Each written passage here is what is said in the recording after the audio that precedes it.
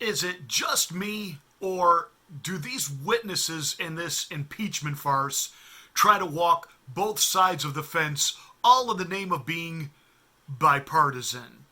And really all they're doing is angering both sides of the aisle, and the only one that really tried to stick to his guns that he didn't like Trump at all was Vindman, and nobody likes him because he's such a dweeb. And today, we got to meet Fiona Hill.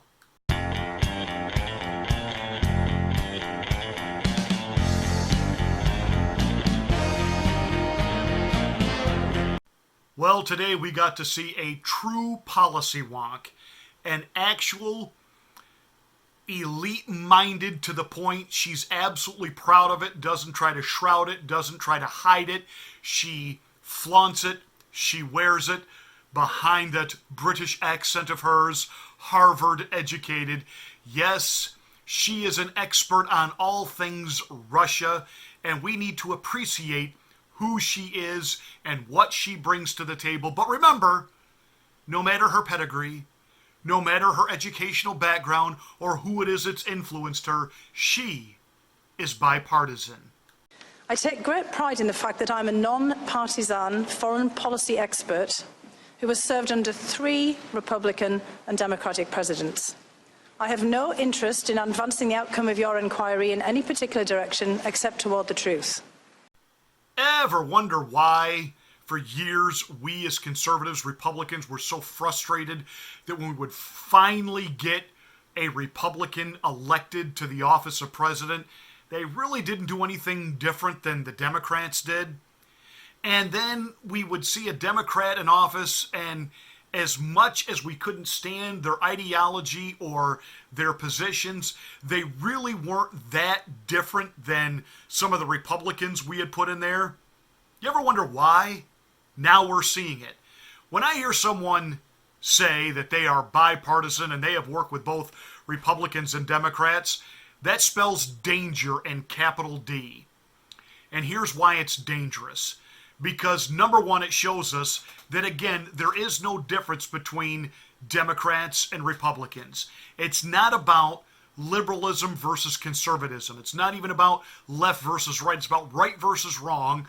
It's about them versus us. They are part of this ruling elite oligarch swamp. They all go to the same cocktail parties. They are all chummy and friends and pals off camera when they're not doing a fake argument or debate with one another on one of the cable news talk shows. They cover up each other's dirty little secrets. They cover up each other's sins and indiscretions. And at the end of the day, they are all one and the same. And that's why these career policy wonks, these career bureaucrats who major in whatever it might be, foreign affairs in this case, they all have the exact same ideology. It's globalist in nature. It is there is no true mooring in conservative or traditional value. No, nay, eh. But the only thing they really disagree on is maybe what the tax rate ought to be and who ought to pay for stuff. Those are really their only differences. Everything else they are in complete and total alignment on. And so when she says that she is bipartisan and she has worked for both Republican and Democratic presidential administrations, it just goes to show you there was never a nickel's worth of difference really between the Bush White House or the Obama White House.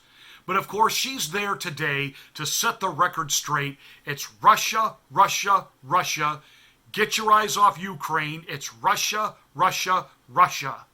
Based on questions and statements I've heard, some of you on this committee appear to believe that Russia and its security services did not conduct a campaign against our country, and that perhaps, somehow, for some reason, Ukraine did. This is a fictional narrative that has been perpetrated and propagated by the Russian security services themselves. Right now, Russia's security services and their proxies have geared up to repeat their interference in the 2020 election. We are running out of time to stop them. In the course of this investigation, I would ask that you please not promote politically driven falsehoods that so clearly advance Russian interests. As Republicans and Democrats have agreed for decades, Ukraine is a valued partner of the United States, and it plays an important role in our national security. And as I told the committee last month, I refuse to be part of an effort to legitimise an alternate narrative that the Ukrainian government is a US adversary and that Ukraine, not Russia, attacked us in 2016. Now, of course, she also said today that the Russians were not trying to help Trump and hurt Hillary, nor were they trying to help Hillary and hurt Trump.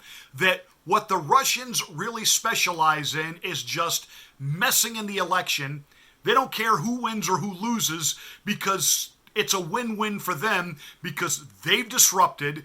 They've used our own advertising and opposition research and social media against ourselves, and therefore, no matter who wins or loses here, they get to claim victory. Now, on the one hand, you know that absolutely just was like getting kicked in the groin for Adam Schiff to hear her articulate that. On the other hand, behind closed doors, a Nancy Pelosi and a Hillary Rodham Clinton are nodding their head and smiling because what she actually did was give Hillary cover. And her continued assertion that there is no Ukraine involvement in the 2016 election cycle. Really? Because under oath and during examination and questioning, she did admit that she met the author of the Steele dossier, met him, spoke with him. Steele dossier, what is that again? Oh yeah, that was opposition research paid for by Hillary Rodham Clinton and the Democratic National Committee. They paid it to Mr. Steele, a former British intelligence officer who, well, with Russian help and Ukrainian help, put together a dossier of disinformation on then candidate Donald Trump. And it was delivered to the Hillary campaign, to members of her staff in the Ukrainian embassy, which means that Hillary's campaign walked into the embassy of a foreign entity, which means that that foreign entity is actually their sovereign soil within our country. That foreign entity messed in our election. So may I say this with all candor and the proper respect that Ms. Fiona is due, considering her pedigree, her degree, and her exquisite accent. May I just say this about Fiona? You're full of it. You're full of it, and you're a liar. You're as big of a liar as Vindman. You are, without a doubt, another deep state operative that's there simply to bring cover, to try to confuse the American people, bore them to the point they're losing millions of viewers every day on these hearings the more they drag out, and Donald Trump's polling numbers are going up. So you know Nancy Botox Pelosi, after she finally puts back a couple more drinks on the rocks, is going to pull the plug on this, because this is not going anyway like they had hoped. They overhyped, overpromised, and have failed to deliver on every level. And Adam Schiff is bound for the dustbin of history as a failed rat-weaseled little man. That said, so what Fiona Hill is doing here is trying to give cover that the Russians had no vested interest in who won the election. They just want to disrupt. She also said that they're already at work on the 2020 election. So she's already trying to delegitimize, get ready for this, liberals, you're going to hate what I'm about to say. She's already trying to delegitimize Donald Trump's reelection. She's already trying to delegitimize the 2020 election cycle. Amazing, though, if a Democrat should win, somehow we will get a report that our intel community was able to thwart and stop all Russian threats. That's why the Democrat got to win. And of course, when Donald Trump gets reelected, yes, the Russians continue to meddle and interfere. Now, she doesn't want to be a part of a false narrative, yet she is the false narrative. She is the false narrative. There was no Russian interference that helped Donald Trump, and yes, that Russian interference was designed to help Hillary. Where did they deposit hundreds of millions of dollars over the years building up to Hillary's campaign run? The Clinton Foundation. Why? Pay to play. They were buying influence. They were buying favors. And when Hillary lost, those tens of millions of dollars were lost too, because it wasn't like Hillary was going to give it back. So they were out. Ukraine, the government officials there have admitted in court that they were trying to stop the election of Donald Trump. And when he got elected, they did a U-turn and tried to make nice with the new commander-in-chief, President Donald J. Trump. So for her to say there was no Ukrainian interference, are you kidding me? And then to sit there and talk about this need for us to pump hundreds of millions of dollars into Ukraine to help them defend themselves against no good Russia. Really? Because in 2015, she wrote an op-ed for the Washington Compost. She wrote an op-ed for the Washington Compost. She wrote an op-ed for the Washington Post, siding with Barack Obama that there was no need to give Ukraine any military foreign aid because that would only serve to stir the ire of Vlad Putin. You have figured out that in reality, Obama was Putin's puppet.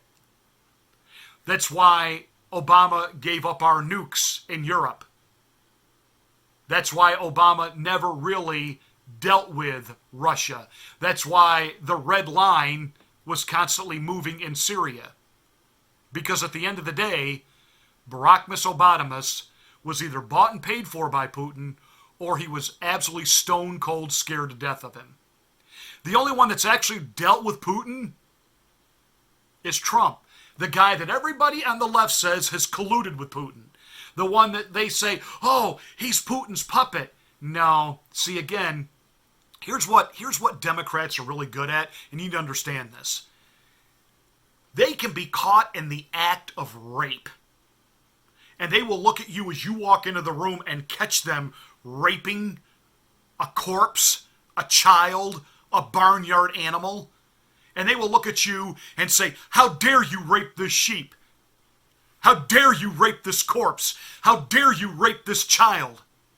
And then they will convene panels and have investigations accusing you of what they were caught doing.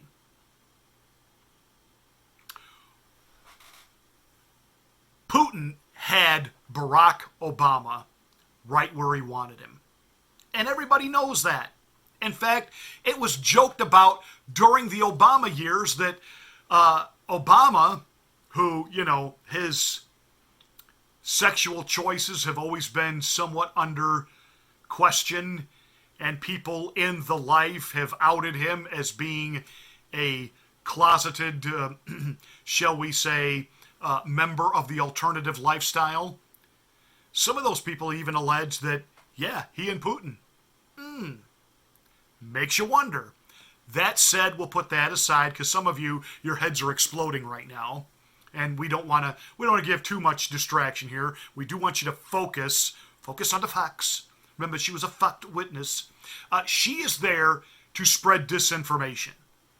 She is there to get you off of the fact that Russia was trying to aid and abet Hillary Rodham Clinton, and Ukraine admitted trying to help Hillary Clinton defeat Donald Trump. So there was foreign interference in the 2016 election cycle, not for Trump, but for Hillary. Oh, and back to our friend Vindman, who testified earlier this week in his Cub Scout uniform. Why do I think he's a dweeb? Well, his boss and supervisor has said that he doesn't follow protocol, that he's in it for himself, that he doesn't follow the chain of command. And he just kind of reminds me of this guy. Mr. Vindman, you testified in your deposition that you did not know the whistleblower. Ranking member, it's Lieutenant Colonel Vindman, please.